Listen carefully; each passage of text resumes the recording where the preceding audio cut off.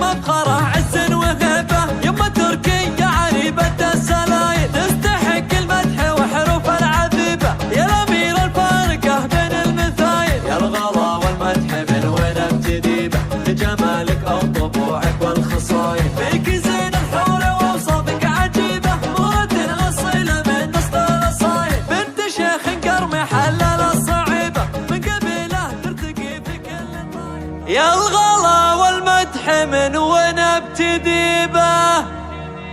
في جمالك أو طبوعك والخصايل، فيك زين الحور وأوصافك عجيبة، مهرة أصيلة من نسل الأصايل.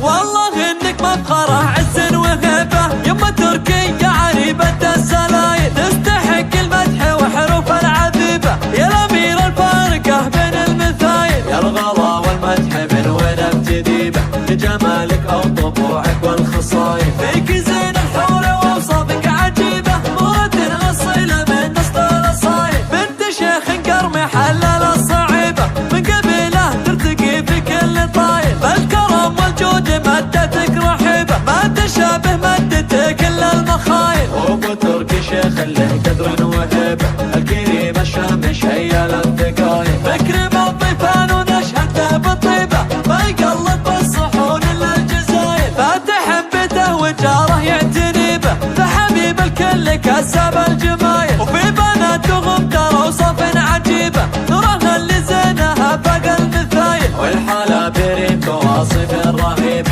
والدلع من الجمال لها هواي، فيك زين الحور وأوصافك عجيبة، مرد أصيلة من نسل الأصايل. والله إنك مفخرة عز وهيبة، يمه تركية عريبة السلايل، تستحق المدح وحروف العذيبة، يا الأمير الفارقة بين المثايل. يا الغلا والمدح من وين ابتدي به؟ لجمالك أو طبوعك والخصايل، فيك زين الحور وأوصافك عجيبة، مرد أصيلة من نسل الأصايل، بنت شيخ قرم حلل الصعيبة، من قبيله ترتقي في كل طايل. بالكرم والجود مدتك رحيبة، ما تشابه مدتك إلا المخايل. وابو تركي شيخ له قدر وهيبة، الكريم الشامش هي الانتقايل، فكر بالطيفان ونشهده بالطيبة، ما يقلب بالصحون إلا الجزايل، فاتح بيته وجاره يعتني به، فحبيب الكل كسب الجمايل، وفي بناتهم ترى وصف عجيبة،